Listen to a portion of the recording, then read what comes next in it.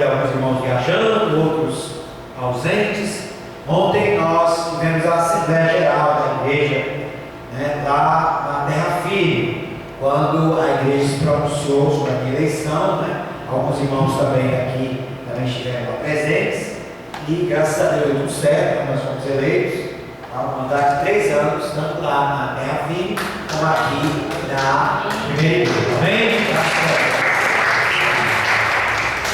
Deus abençoe mais e mais, né? Vamos abrir Mateus capítulo 2, a partir do versículo 1 até o versículo 11.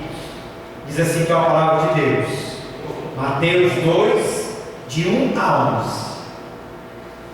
Tendo Jesus nascido em Belém da Judéia, em dias do rei Herodes, eis que vieram os magos do Oriente a Jerusalém e perguntavam: onde está o recém-nascido rei dos judeus? Porque vimos a sua estrela no Oriente e viemos para adorá-lo. Tendo ouvido isso, alarmou-se o rei Herodes e com ele toda Jerusalém. Então, convocando todos os principais sacerdotes e escribas do povo, indagava deles onde o Cristo deveria nascer. Em Belém da Judéia, responderam eles, que assim está escrito por intermédio do profeta: e tu, Belém, terra de Judá, não és de modo algum a menor entre as principais de Judá, porque de ti sairá o guia que há de apacentar meu povo Israel. Com isto, Herodes, tendo chamado secretamente os magos, inquiriu deles com precisão quanto ao tempo em que a estrela aparecera. E enviando-os a Belém, disse-lhes: ide, informar-vos cuidadosamente a respeito do menino, e quando o tiveres encontrado, avisai-me para eu também ir adorar. Depois de ouvirem o rei, partiram, e eis que a estrela que viram do Oriente os precedia, até que, chegando, parou sobre onde estava o menino. E vendo eles a estrela, alegraram-se com grande e intenso júbilo. Entrando na casa, viram o menino com Maria sua mãe. Prostrando-se, o adoraram, e abrindo os seus tesouros, entregaram-lhe suas ofertas, ouro, incenso e mirra. Sendo por divina advertência prevenidos em sonho para não voltarem à presença de Herodes, regressaram por outro caminho à sua terra. Vamos orar por esta palavra. Senhor Deus, em nome de Jesus, te damos graças pela tua palavra viva, eficaz, mais cortante que espada de 2 gumes, e queremos, Senhor, nos alimentar dela. Queremos ser penetrados pela tua palavra, queremos absorver a tua palavra, queremos alimentar-nos da tua palavra. Por isso, ó Espírito Santo, que nesta hora o Senhor esteja abrindo mentes e corações para o entendimento da tua palavra, para que possamos cumprir a tua vontade em nosso viver. Amém. Meus amados, nós estamos refletindo sobre o Natal, né? Desde o domingo passado, primeiro domingo, segundo domingo, nós estamos pensando, refletindo, fazendo uma série de mensagens sobre o Natal. E esse é o texto também que fala do Natal, né? Mas há muitos equívocos no Natal relacionados aos magos que estão aqui relatados nesse texto, os chamados, também chamados de reis magos. Eles são dados como reis, que seriam 3, e ainda fala-se de um quarto que se perdeu pelo caminho e que não chegou a tempo do Natal, do nascimento de Jesus. Cita-se até pela tradição o nome dos 3 reis magos, né? Baltazar, Melquior e Gaspar. Os presépios e as gravuras, os desenhos do Natal, geralmente nos mostram os magos, em número de 3, né, encontrando o menino Jesus na manjedoura e ali junto de seus pais. Mas o texto bíblico, versículo 11, nos diz que o encontro dos magos, ou dos reis magos, com o menino Jesus, não se deu na manjedoura. Está no versículo 11, se deu numa casa, né? Portanto, essa imagem que nós temos, né, do presépio, a manjedoura, o menino Jesus, os pais, né, ajoelhados, adorando, e os 3 reis magos apresentando seus presentes, ela foi construída ao longo da história, porque se, né, atentarmos para o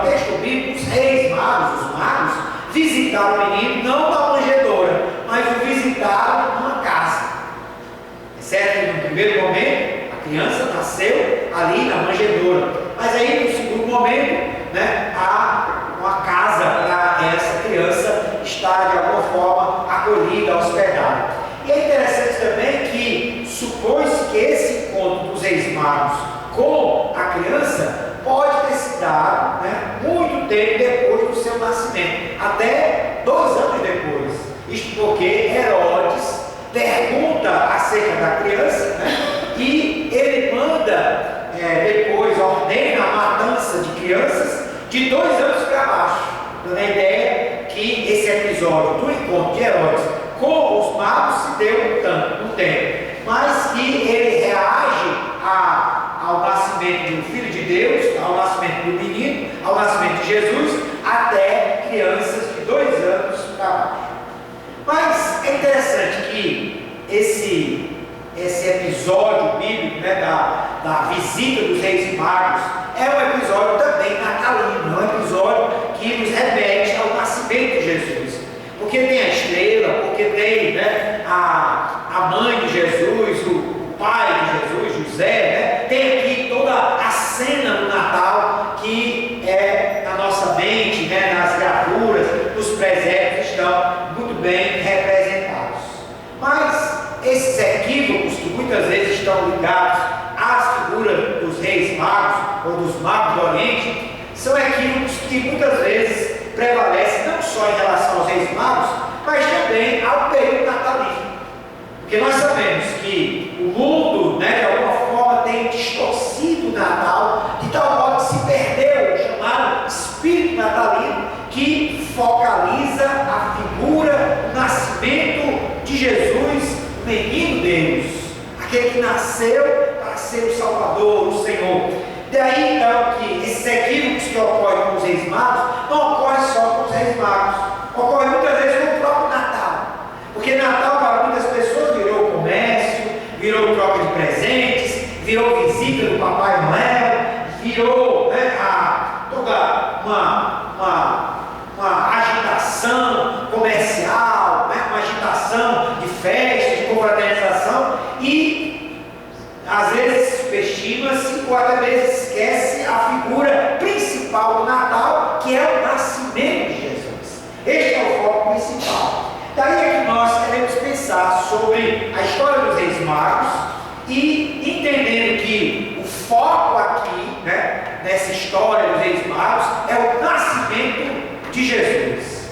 E aí nós podemos pensar a partir dessa história dos reis magos com uma mensagem pensando a partir do título, o Natal do Menino. Porque se você nota aqui nesse texto, Jesus é retratado nesse texto, na visita dos reis magos, sempre como o menino. Então você vai olhar aqui e notar que repetidamente o texto refere-se a Jesus, refere-se ao nascimento de Jesus como o menino. Vamos ver então.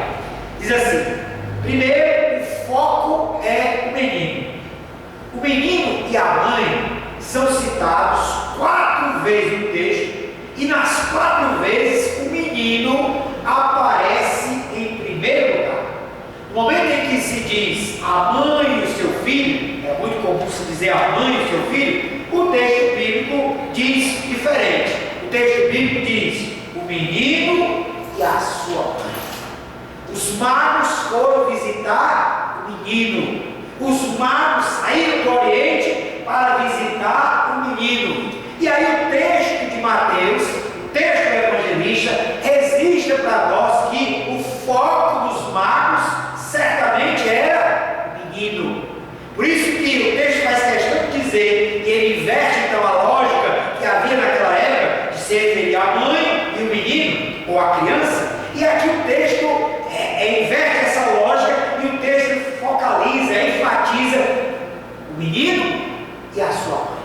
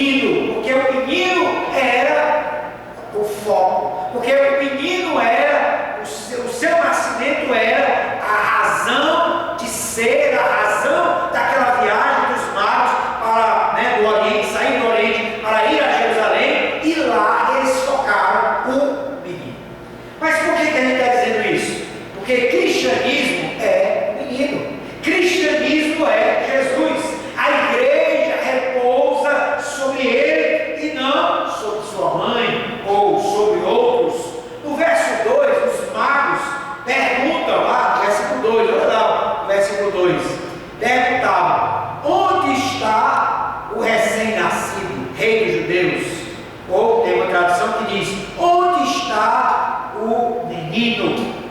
O verso 8, nós temos Herodes também perguntando: ide, informai-vos cuidadosamente a respeito do menino. No versículo 11, eles encontram o menino e a sua mãe. Todas as vezes que o menino é citado em consonância com sua mãe, o menino aparece em primeiro lugar. Na cultura oriental, as crianças vinham a reboque dos seus pais. Os adultos eram o foco principal. Mas aqui, o texto bíblico mostra para nós que o foco do Natal era, e sempre deverá ser, o menino. Jesus, o Filho de Deus, aquele que nasceu para ser o Senhor, o Salvador, do mundo. O Natal nós não podemos perder de vista. E esse texto mostra para nós isso através do exemplo dos magos. O Natal, o foco é Jesus.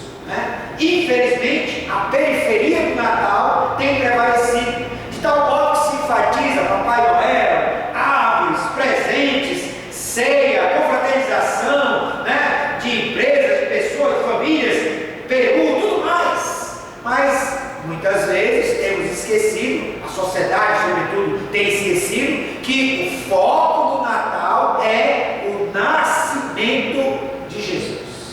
Os magos entenderam isso. Eles fizeram esta longa viagem, guiados pela estrela, para adorar, para focar, para ver, para contemplar, para reverenciar a figura do menino. Porque o menino não era só o menino, era o Filho de Deus. Era, conforme o texto de Isaías, capítulo 9, versículo 6, diz: o menino nos nasceu, um filho se nos deu, o governo está sobre os seus ombros, e o seu nome será maravilhoso, conselheiro, Deus forte, Pai da eternidade, príncipe da paz. Interessante que Agostinho de Hipona, um grande bispo do terceiro século, dizia assim, que Cristo não é valorizado de forma alguma, a menos que seja valorizado acima de tudo. Os magos entenderam isso. Portanto, toda a reverência, todo o foco, toda a atenção, todo o desprendimento dos magos naquela noite foi para o menino. Porque eles focaram, eles enfatizaram que ali havia um menino que deveria ser adorado, que deveria ser reverenciado, que deveria ser enfatizado. O próprio Herodes se ciumou, porque o menino foi chamado de Rei dos Judeus. De fato, Jesus era o Rei dos Judeus. E eles disseram: nós viemos do Oriente para adorar. Daí a segunda questão: não somente o foco é o menino, mas a adoração é ao menino. O texto precisamente diz no versículo 11 que os magos prostraram-se e o adoraram. Nós temos que eles não adoraram a mãe do menino, eles não adoraram o pai do menino, eles não adoraram ali as circunstâncias do templo, porque o templo não estava ali, eles estavam em Jerusalém, mas eles não estavam no templo, estavam numa casa, mas eles se prostraram diante do menino. Eles se prostraram, e diz o texto sagrado, e adoraram o menino. Porque ali não era tão somente o menino, era o próprio Deus encarnado. Era, segundo João, capítulo 1, versículo 14, o verbo que se fez da carne, ou no original em grego, a ideia é o verbo que se tabernaculou, que se fez tabernáculo entre nós, que se fez carne entre os homens. Daí que os magos entenderam, compreenderam que a adoração era unicamente legítima e digna ao menino, a Jesus Cristo. É uma aberração, meus amados irmãos, à luz da Bíblia, a adoração a outros seres que senão a Jesus. Notemos que a adoração dos magos não é um mero ritual ou uma cerimônia religiosa. Eles não estão no templo, nem mesmo na sinagoga. Eles estão numa casa, mas diante daquele que é digno de ser adorado, se prostram e o adoram. O texto no original grego dá a ideia de que a prostração aqui, né, é a ideia de você cair de joelhos, prostrando-se, adorando, reconhecendo que ali há um ser digno de toda adoração, digno de todo louvor, digno de toda prostração. É uma reação natural do ser humano diante do eterno e diante daquele que é o totalmente outro. A adoração dirigiu-se ao menino. A adoração não se dirigiu à sua mãe, não se dirigiu ao seu pai, não se dirigiu a qualquer outro, mas tão somente ao menino. Diz o texto que eles prostraram-se e o adoraram. Na cultura oriental, devemos lembrar, as crianças é que tinham que reverenciar os adultos, não tanto adorar, mas reverenciar os adultos. Os adultos eram tidos como pessoas dignas de reverência. Mas aqui, supostamente 3 adultos, né, podemos pensar, né, 3 magos ou reis magos, se prostram como adultos e reverenciam, mas não somente reverenciam, adoram aquele que é digno, segundo todo o Novo Testamento, de todo louvor, de toda honra, de toda glória, e de que nós fomos criados também para adorá-lo em espírito e em verdade. Amém, irmãos? Daí é que esse texto insinua para nós que temos que reconhecer a dignidade, né, e a adoração a Jesus que deve existir em cada um de nós. Adoramos não somente como aquele que nasceu, e o Natal anuncia isso, mas aquele que nasceu para ser o nosso Salvador, o nosso Senhor, o Messias prometido. Façamos isso de maneira voluntária, façamos da adoração algo, né, comum a cada dia, a cada minuto, a cada tempo de nossa existência, porque nós nascemos para adorar, e nada melhor do que adorar ao Senhor. Calvino, grande reformador, declarava que é coisa do diabo proclamar Deus fora de Jesus, procurar Deus fora de Jesus. E de fato, nós encontramos nesse menino Deus. Esse menino que é Jesus, esse menino que é, né, o conselheiro, o maravilhoso conselheiro, o Deus forte, o Pai da eternidade, o príncipe da paz, é aquele que, Colossenses capítulo 1 diz: todas as coisas foram feitas por ele, e nada que foi feito se fez sem ele. Ele é digno de toda a adoração. Ele é digno de que eu e você constantemente, diariamente, né, todos os dias, nós nos prostremos em adoração e reconheçamos: sim, Senhor, Tu és digno de adoração, porque Tu és Deus, Tu és o menino Deus, Tu és Jesus, o Senhor, o Salvador. Amém, irmãos? Daí nós podemos também aprender com o exemplo dos reis magos, não somente que o foco do Natal é o menino, não somente que a adoração do Natal é ao menino, mas o texto também mostra para nós, e essa parte é muito conhecida, né, que no versículo 11, os 3 magos apresentaram ao menino 3 ofertas: ouro, incenso e mirra. E aí há toda uma tradição de interpretação na história da igreja, dando a entender que o ouro, né, lembra a realeza, porque Jesus, aquele menino, era rei, é rei. O incenso, lembrando, né, a divindade, porque o incenso era colocado no templo para, né, manifestar a presença do Eterno. E aí aquele menino era Deus, e aí com o incenso eles estavam então de alguma forma reconhecendo a divindade daquela criança.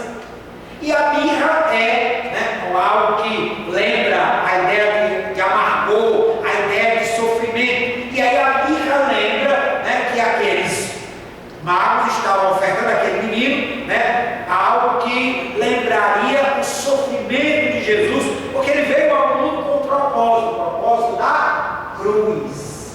Ele veio ao mundo para ir à cruz, para morrer pelos pecados da humanidade. Daí a mirra lembrava, né, essa essência que é amargosa, tal, lembrando do sofrimento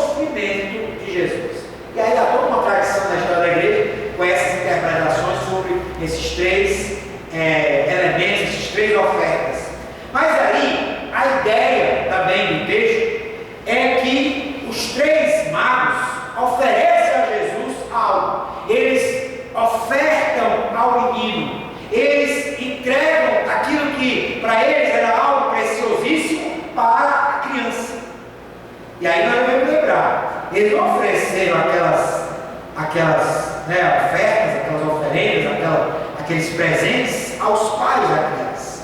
O que hoje é comum, né? Quando a gente visita um recém-nascido, a gente vai e leva, né, um presente que vai servir, geralmente fralda, né, alguma coisa que vai servir para a criança, mas, né, também entrega lá para os pais, né? E aqueles homens, aqueles 3 magos, ofereceram ouro, incenso e mirra e direcionaram ao menino, entregaram, né, ali diante do menino, entendendo que o menino era digno de receber aquelas dádivas, reconhecendo nele a realeza, a divindade e o seu sofrimento. É o menino que merece a dádiva dos magos, mas é o menino que também, que é Jesus, merece também as nossas ofertas, não só ofertas financeiras, materiais, mas a oferta da nossa vida, a oferta do nosso coração, a nossa consagração, o nosso comprometimento. A nossa vida deve ser uma oferta agradável ao Senhor. Por isso que Provérbios capítulo 23 diz assim: filho meu, dá-me o teu coração. Porque cada um de nós, se somos cristãos, se somos seguidores do Senhor, devemos a cada dia ofertar o nosso coração para Deus.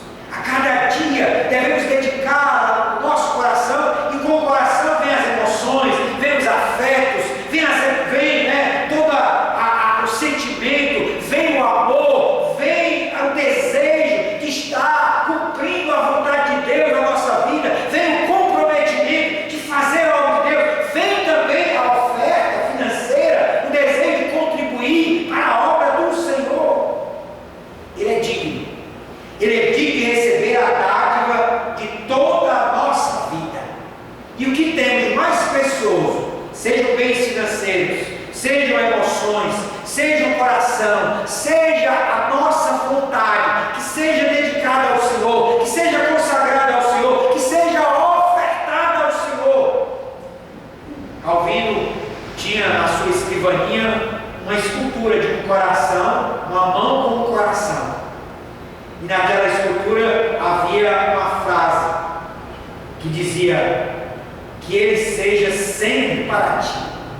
E aquilo era algo inspirador para o reformador João Calvino, porque diariamente ele olhava para aquela escultura e lembrava que o seu coração precisava ser diariamente ofertado para Deus, para que com o coração viessem as emoções, o compromisso, a afetividade, a vida no altar de Deus, as finanças também, os bens, enfim, todo o seu ser representado no coração estava ali, que deveriam ser consagrados, ofertados, entregues diariamente como dádiva de adoração, como oferta agradável ao Senhor.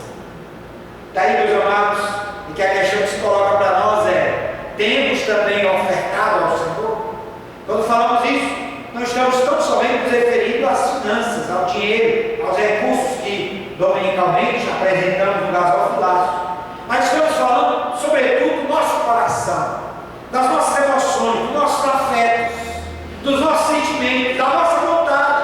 Temos sim ofertado isso a Deus, temos sim consagrado-nos ao Senhor, temos a semelhança dos magos ofertado ao Senhor aquilo que de mais precioso há em nós.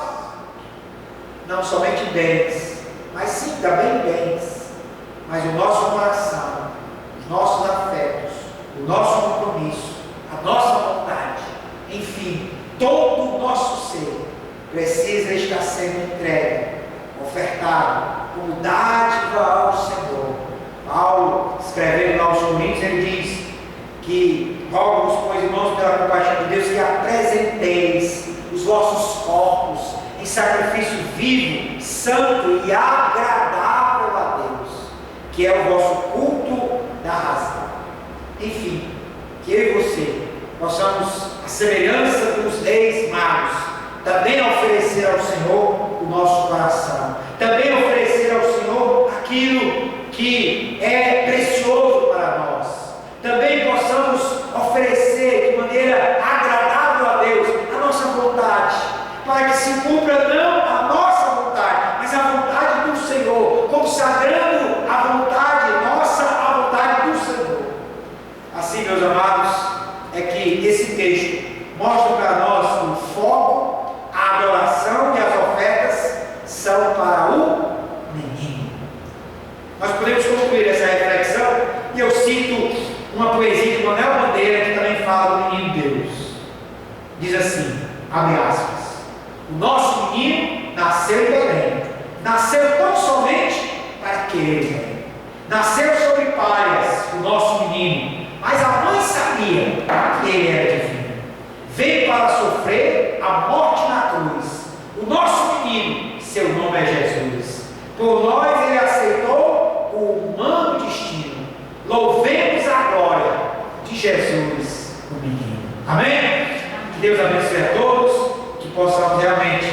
semelhança dos magos, adorar, focar e ofertar ao menino Jesus. Vamos orar.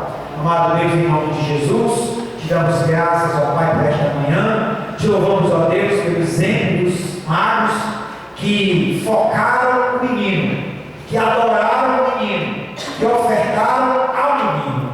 Deus bendito, tem misericórdia de cada um de nós, que não possamos, ó Pai, nos distrair com as coisas perfeitas do Natal.